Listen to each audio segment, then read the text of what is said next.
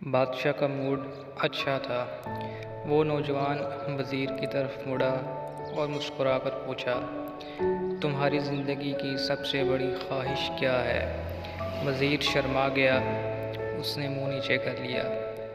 بادشاہ نے قہقہہ لگایا اور بولا، تم گھبراؤ مت، بس اپنی زندگی کی سب سے بڑی خواہش بتاؤ۔ وزیر گھٹنوں پر جھکا اور عاجزی سے بولا، حضور، آپ دنیا کی خوبصورت ترین سلطنت کے مالک ہیں۔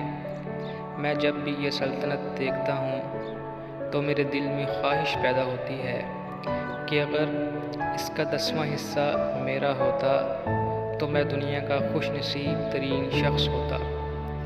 وزیر یہ بات کہہ کر خاموش ہو گیا۔ بادشاہ نے زور سے قہقہہ لگایا اور بولا، میں اگر تمہیں اپنی آدھی سلطنت دے دوں تو کیا؟ وزیر نے گھبرا کر اوپر دیکھا اور عاجزی سے بولا، بادشاہ سلامت، یہ کیسے ممکن ہے؟ میں اتنا خوش قسمت کیسے ہو سکتا ہوں؟ بادشاہ نے فوراً احکامات لکھنے کا حکم دیا۔ بادشاہ نے پہلے حکم کے ذریعے اپنی آدھی سلطنت نوجوان وزیر کے حوالے کرنے کا فرمان جاری کر دیا۔ دوسرے حکم میں بادشاہ نے وزیر کا سر قلم کرنے کا آرڈر دے دیا۔ وزیر دونوں احکامات پر حیران رہ گیا۔ بادشاہ نے احکامات پر مہر لگائی اور وزیر کی آنکھوں میں آنکھیں ڈال کر بولا، تمہارے پاس 30 دن ہیں۔ تم نے ان 30 دنوں میں صرف 3 سوالوں کے جواب تلاش کرنا ہے۔ تم اگر کامیاب ہو گئے تو میرا دوسرا حکم منسوخ ہو جائے گا اور تمہیں آدھی سلطنت مل جائے گی، اور اگر تم ناکام ہو گئے تو پہلا حکم خارج سمجھا جائے گا اور دوسرے حکم کے مطابق تمہارا سر اتار دیا جائے گا۔ وزیر کی حیرت پریشانی میں بدل گئی۔ بادشاہ نے اس کے بعد فرمایا، میرے 3 سوال لکھ لو۔ وزیر نے لکھنا شروع کر دیا۔ بادشاہ نے کہا، پہلا سوال یہ ہے کہ انسان کی زندگی کی سب سے بڑی سچائی کیا ہے؟ وہ رکا اور بولا۔ دوسرا سوال، انسان کی زندگی کا سب سے بڑا دھوکہ کیا ہے؟ بادشاہ پھر رکا اور بولا۔ تیسرا سوال، انسان کی زندگی کی سب سے بڑی کمزوری کیا ہے؟ بادشاہ نے اس کے بعد نقارے پر چوٹ لگوائی اور بآواز بلند فرمایا، تمہارا وقت شروع ہوتا ہے اب۔ وزیر نے بھی دونوں پروانے اٹھائے اور دربار سے دوڑ لگا دی۔ اس نے اس شام ملک کے دانشور، ادیب، مفکر اور ذہین لوگ جمع کیے اور سوال ان کے سامنے رکھ دیے۔ ملک بھر کے دانشور ساری رات بحث کرتے رہے لیکن کسی نتیجے پر نہ پہنچے۔ وزیر نے دوسرے دن دانشور بڑھا دیے لیکن نتیجہ وہی نکلا۔ وہ آنے والے دنوں میں لوگ بڑھاتا رہا مگر اسے کوئی تسلی بخش جواب نہ مل سکا، یہاں تک کہ وہ مایوس ہو کر دارالحکومت سے باہر نکل گیا۔ وہ سوال اٹھا کر پورے ملک میں پھرا مگر اسے کوئی تسلی بخش جواب نہ مل سکا۔ وہ مارا مارا پھرتا رہا، شہر شہر، گاؤں گاؤں کی خاک چھانتا رہا۔ شاہی لباس بھی پھٹ گیا، پگڑی ڈھیلی ہو کر گردن میں لٹک گئی، جوتے پھٹ گئے اور پاؤں میں بھی چھالے پڑ گئے، یہاں تک کہ شرط کا آخری دن آ گیا۔ اگلے دن اس نے دربار میں پیش ہونا تھا۔ وزیر کو یقین تھا یہ اس کی زندگی کا آخری دن ہے، کل اس کی گردن کاٹ دی جائے گی اور جسم شہر کے مرکزی پل پر لٹکا دیا جائے گا۔ وہ مایوسی کے عالم میں دارالحکومت کی کچی آبادی میں پہنچ گیا۔ آبادی کے سرے پر ایک فقیر کی جھونپڑی تھی۔ وہ گرتا پڑتا اس کٹیا تک پہنچ گیا۔ فقیر سوکھی روٹی پانی میں ڈبو کر کھا رہا تھا، ساتھ ہی دودھ کا پیالہ پڑا تھا اور فقیر کا کتا شڑاب کی آوازوں کے ساتھ دودھ پی رہا تھا۔ فقیر نے وزیر کی حالت دیکھی اور زور سے قہقہہ لگایا اور بولا، جناب عالی، آپ صحیح جگہ پہنچے ہیں، آپ کے تینوں سوالوں کے جواب میرے پاس ہیں۔ وزیر نے حیرت سے اس کی طرف دیکھا اور پوچھا، آپ نے کیسے اندازہ لگا لیا میں کون ہوں اور میرا مسئلہ کیا ہے؟ فقیر نے سوکھی روٹی کے ٹکڑے چھاپے میں رکھے، مسکرایا، اپنا بوریا اٹھایا اور وزیر سے کہا، یہ دیکھیے، آپ کو سمجھ آ جائے گی۔ وزیر نے جھک کر دیکھا، بوریے کے نیچے شاہی خلعت بچھی تھی۔ یہ وہ لباس تھا جو بادشاہ اپنے قریب ترین وزراء کو عنایت کرتا تھا۔ فقیر نے کہا، جناب عالی، میں بھی اس سلطنت کا وزیر ہوتا تھا۔ میں نے بھی ایک بار آپ کی طرح بادشاہ سے شرط لگانے کی غلطی کر لی تھی، نتیجہ آپ خود دیکھ لیجئے۔ فقیر نے اس کے بعد سوکھی روٹی کا ٹکڑا اٹھایا اور دوبارہ پانی میں ڈبو کر کھانے لگا۔ وزیر نے دکھی دل سے پوچھا کہ آپ بھی جواب تلاش نہیں کر سکے تھے؟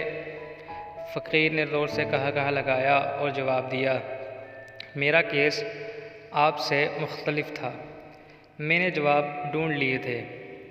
میں نے بادشاہ کو جواب بتائے، آدھی سلطنت کا پروانہ پھاڑا، بادشاہ کو سلام کیا اور اس کٹیا میں آ کر بیٹھ گیا۔ میں اور میرا کتا دونوں مطمئن زندگی گزار رہے ہیں۔ وزیر کی حیرت بڑھ گئی، لیکن یہ سابق وزیر کی حماقت کے تجزیے کا وقت بالکل بھی نہیں تھا۔ جواب معلوم کرنے کی گھڑی تھی، چنانچہ وزیر اینکر پرسن بننے کی بجائے فریادی بن گیا اور اس نے فقیر سے پوچھا، کیا آپ مجھے سوالوں کے جواب دے سکتے ہیں؟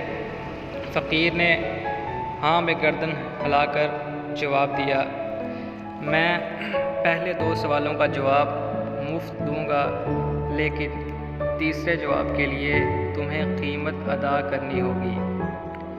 وزیر کے پاس شرط ماننے کے سوا بالکل کوئی بھی آپشن نہیں تھا۔ اس نے فوراً ہاں میں گردن ہلا دی۔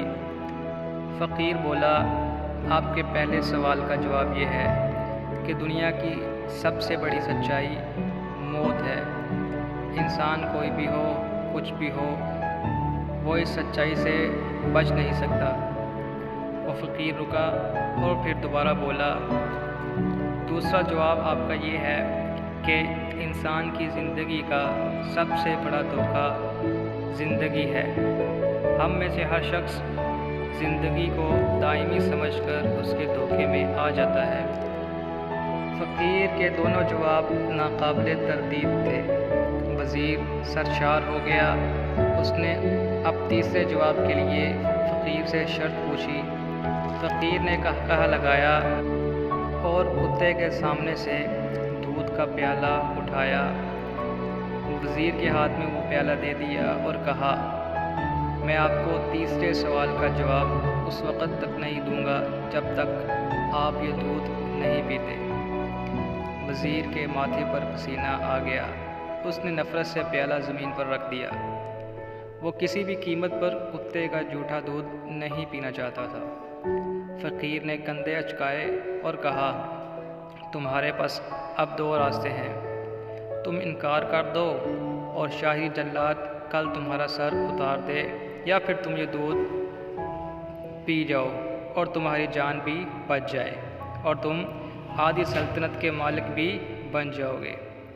فیصلہ بہرحال تم نے کرنا ہے۔ وزیر مخمصے میں پھنس گیا۔ ایک طرف زندگی اور آدھی سلطنت تھی اور دوسری طرف کتے کا جھوٹا دودھ تھا۔ وہ سوچتا رہا یہاں تک کہ جان اور مال جیت گیا اور سیلف رسپیکٹ ہار گئی۔ وزیر نے پیالہ اٹھایا اور ایک ہی سانس میں وہ دودھ پی گیا۔ فقیر نے اس بات پر زور سے کہا لگایا اور بولا، میرے بچے، انسان کی سب سے بڑی کمزوری غرض ہوتی ہے۔ یہ اسے کتے کا جھوٹا دودھ پینے تک مجبور کر دیتی ہے، اور یہ وہ سچ ہے جس نے مجھے سلطنت کا پروانہ پھاڑ کر اس کٹیا میں بیٹھنے پر مجبور کر دیا تھا۔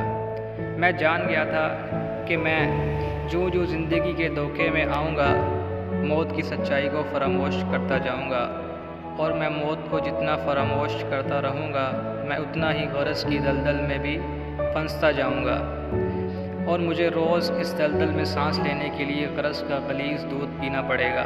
لہٰذا میرا مشورہ ہے، زندگی کی ان تینوں حقیقتوں کو جان لو، تمہاری زندگی اچھی گزرے گی۔ وزیر خجالت، شرمندگی اور خود ترسی کا تحفہ لے کر فقیر کی کٹیا سے نکلا اور محل کی طرف چل پڑا۔ وہ جو محل کے قریب پہنچ رہا تھا، اس کے احساس شرمندگی میں بھی اضافہ ہو رہا تھا۔ اس کے اندر ذلت کا احساس بڑھ رہا تھا۔ وہ وہ اس احساس کے ساتھ محل کے دروازے پر پہنچا۔ اس کے سینے میں خوفناک ٹھیس اٹھی۔ وہ گھوڑے سے گرا، لمبی ہچکی لی اور اس کی روح قفس عنصری سے پرواز کر گئی۔ ہمیں کسی دن کسی ٹھنڈی جگہ بیٹھ کر زندگی کے ان بنیادی سوالوں پر ضرور غور کرنا چاہیے۔ ہمیں یہ سوچنا چاہیے، ہم لوگ کہیں زندگی کے دھوکے میں آ کر غرض کے پیچھے تو نہیں بھاگ رہے؟ ہم لوگ کہیں موت کو فراموش تو نہیں کر بیٹھے؟ ہم کہیں اس کہانی کے وزیر تو نہیں بن گئے؟ مجھے یقین ہے ہم لوگوں نے جس دن یہ سوچ لیا، اس دن ہم غرض کے ان غلیظ پیالوں سے بالاتر ہو جائیں گے۔